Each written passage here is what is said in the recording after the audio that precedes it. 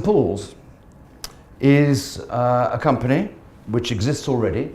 It's extremely tax efficient. It's designed entirely to be a commercial real estate company, and it's run by people, as I said at the beginning, who have a lifelong association with Kenya. The whole idea is that it will be listed on the Nairobi Securities Exchange. We are looking to buy properties which are between 1 million and 20 million. And I'll pause here because, as I said to you, the last thing you want to do is put all your money into one property. If the tenant disappears, you've got a real problem on your hands. So you need to make sure that there's an alternative use for that property. So if the government doesn't stay, what else can it be used for? Student accommodation is a very exciting, growing business, not only in the UK, but here in Kenya. It's massive. It's absolutely massive. It's exploding in Europe. I don't know, everybody seems to want to go to university. I didn't learn a thing either. But wasn't clever enough. But it's the alternative use.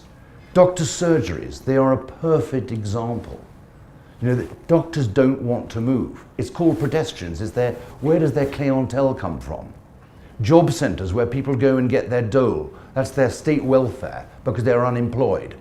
They can't go to miles away because it costs them money to get there.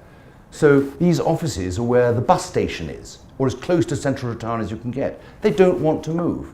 Does that make sense? That's why the government are inert. They don't want to move.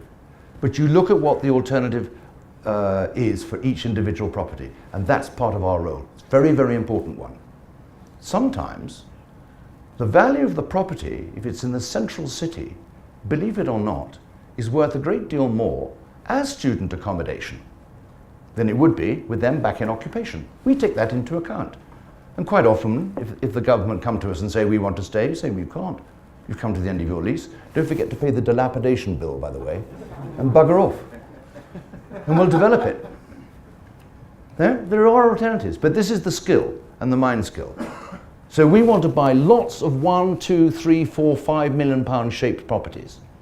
So if one of them goes slightly wrong, it's not the end of the world. What you want is 80% or 90% to come through and to deliver that 50 to 100% profit. Does that make sense? And that's our skill. That's what you're paying me for. And that's what we've got a jolly good team to deal with.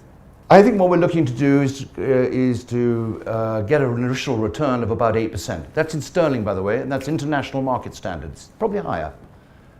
If you went to buy land securities today, the initial yield will be about 3%. We're looking to have a bond, treasury bond type income initially, which will produce the investors with an initial return of about 8%.